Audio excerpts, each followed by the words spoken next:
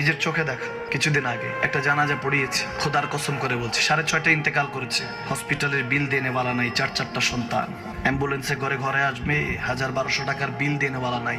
কি বুঝলেন? ক্ষণস্থায়ী দুনিয়া।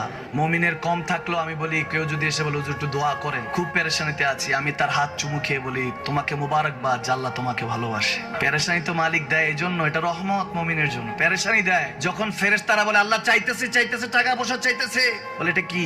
বলে ফাসেক, দে বিদায় কর। তার চাওয়া চাই, বিরক্ত লাগে, বিদায় কর, কি লাগে দে। মুমিন যখন চাইতে থাকে আল্লাহ আমাকে কিছু লাগবে, যখন একটু করে চায় আমার মাটাকে সুস্থ করে দাও, বাবাটাকে আল্লাহ আমার স্ত্রীকে, আমার আমাকে একটু তৌফিক দাও, চাইতে থাকে মুমিন। আল্লাহ বলে যখন ফেরেশতারা দেখে মুমিন চাচ্ছে, দেরি করতে পারে না, তাড়াতাড়ি খাজানা নিয়ে দিতে নেবে, আল্লাহ বলে রাখোস না, এত তাড়াহুড়া কিসে? তার চাওয়ার মধ্যে তো প্রেম আছে, একটু চাইতে দেস না। থাকুক না মুমিন আর একটু পেরেশান, থাকুক না, থাকতে দেস না।